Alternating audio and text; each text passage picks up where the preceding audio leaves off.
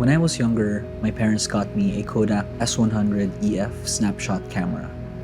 It had a 35mm lens with an f4.5 maximum aperture, and it used 35mm film. It was essentially a full-frame camera. Of course, most of this went over my head because, as a kid, I just wanted to take pictures. And during my high school days, I took a lot of them, though they weren't very good. But for me, it was the fact that I was capturing memories that really mattered. Fast forward to 12 years ago when I got my first ever mirrorless camera, a Sony NEX C3. I no longer have this camera, unfortunately, but its memory stays on with me as it was my first foray into an interchangeable lens system, a more professional and more intentional approach to photography, and what really got me down the road into shooting videos, editing, and eventually the love for cinematography. At that time, mirrorless cameras were just breaking into the market, and there was still a lot of criticism with using it as a professional tool. Forums and YouTube videos would instead recommend DSLRs, the Canon ones specifically because of their robustness, great color science, and more versatile lens lineup. But against the odds, I decided to go mirrorless. Why exactly, I can't be too sure, but there were a few factors. This is my Sony a6000, which I kept, the camera I got after my NEX C3. For me, somehow these devices weren't as intimidating as compared to their DSLR counterparts, which at the time I felt was really complicated. And these were more compact, so I could essentially bring them around anywhere. But what intrigued me more about the use of mirrorless cameras was the ability to adapt a wide range of lenses, specifically vintage lenses. You could easily pick up an adapter of your choice and use an old lens on your camera, creating a Frankenstein of a device and bridging the gap between the old and the more modern. And there's just something about those vintage lenses that draws out a different part of my brain. I also kept telling myself that I could start off with a used nifty 50 vintage lens on eBay that would probably only cost me around $20 to $30, an easy investment. And after a year went on, with me surviving only on my kit lens, I did just that. I bid on a Canon FD 50mm f1.4 lens after going through countless forums. I remember checking and rechecking the listing, seeing if anyone else would bid, and as luck would have it, I was the only one who did, and I got the lens for the starting bid of $15. And after a month of waiting, the lens finally arrived, and this started my learning experience with properly taking photos. I learned how to manual focus, how aperture worked, how to compose and frame shots, basically developing my visual aesthetic. I was learning, and I was getting so much joy not only with capturing memories but also capturing shots that told the story visually.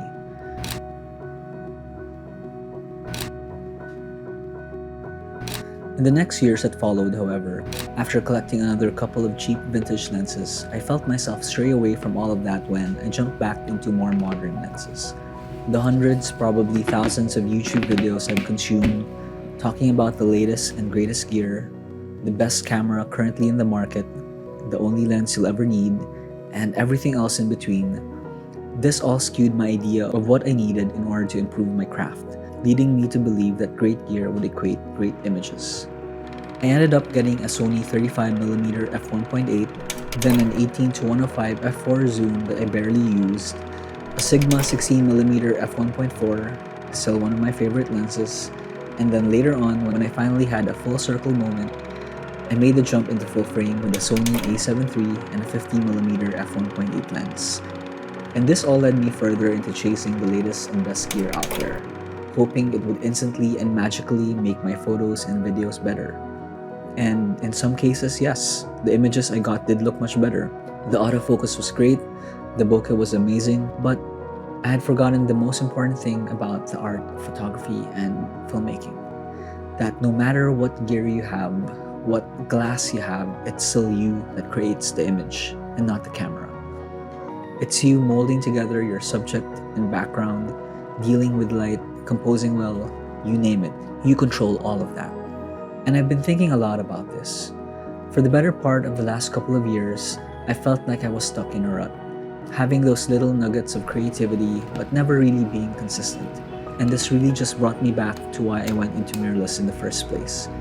So around a month ago, I went to that place I haven't been to in a long time, eBay, and scoured the listing for a vintage lens.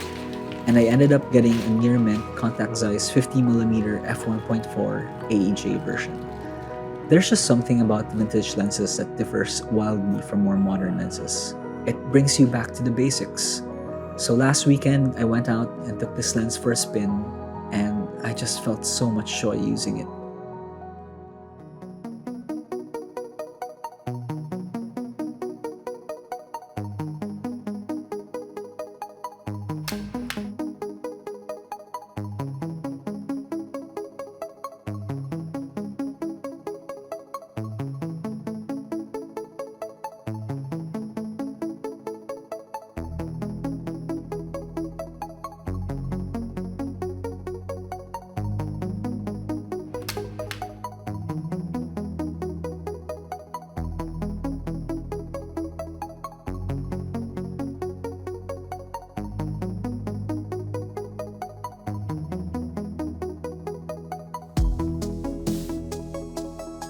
If you've never stepped into the world of vintage lenses, I cannot recommend it enough, especially if you have a mirrorless camera. There's just so much fun in the tactility you get with using a manual lens, at least for me. Get a cheap nifty 50 like I did, like the Canon FD 50mm or something similar, because though you may not be able to get it for $15 like I did, these lenses can still be gotten used for quite cheap. And I know getting into vintage lenses is a whole different rabbit hole unto itself, and it can get overwhelming. My advice, read and research. Do a lot of research. There's no shortage of articles or review videos out there. If there's a lens, there's most likely a video or article or Reddit forum about it. Read the comments, as there are a lot of helpful people out there who can give valuable insights on whether a particular lens is worth getting. Know also that some of these lenses have different versions. The one I got comes in an AEJ and MMJ version. The AEJ creates a distinct ninja star bokeh because the way the aperture was designed, and it shows quite distinctly at f2 and f2.8, but disappears stop down. For some, this can be distracting, but for others, like me, well, that's the reason I got this in the first place, and I really love the unique look I get from it. So research, because vintage lenses have these quirks, whether it's in the bokeh, in having a little extra chromatic aberration, vignetting, and so on. And if you're going to get them off eBay, check the photos and read the listing thoroughly. Some lenses go for cheaper because they may have scratches along the barrel or minor dust in the glass elements, but these of course have little bearing on the final image. If you're planning to use these lenses long term, avoid the ones with haze or fungus or have problems with the mechanical parts. And be sure to check the seller's rating and reviews, which is the easiest way to tell if you can trust the seller or not. Before we end the video, I'd like to give a quick shout out to MQ Group for lending me the Nanlite FS-300c and the Nanlite Pavoslim 120c, both of which I used to film the majority of the B-roll for this video, including this talking head. I really can't thank you guys enough for letting me use these and test them out, because they basically made my shots more beautiful than I could have ever expected. And I'd like to give a special shout out to RL for reaching out to me in behalf of MQ Group. I really appreciate it. Thank you. And yeah, I hope to see you soon. I think I'll always have a love for vintage lenses and gear. I grew up at a time where your camera was just a camera. It wasn't also a phone, an MP3 player, a gaming device, an internet browser, and everything else. In a way, I still cling to that love for the retro design and having that tactility that rarely comes with more modern devices. It just feels more organic. And of course, it's a plus that the aesthetic of these vintage lenses just can't be beat. They just look so damn beautiful. So here we are at the end of this video and the end of an era in a way. I know this may sound weird, but I always feel like having new gear, like a new camera body or a new lens, whether vintage or not, shifts my perspective a little bit and shakes up my creativity, ushering in a new era or phase of my photography and filmmaking journey. And I'm really excited for that. I think this new lens will be a sweet combo to my FX3, and I hope you guys join me on this journey of mine. Thanks for watching, and I'll see you guys around.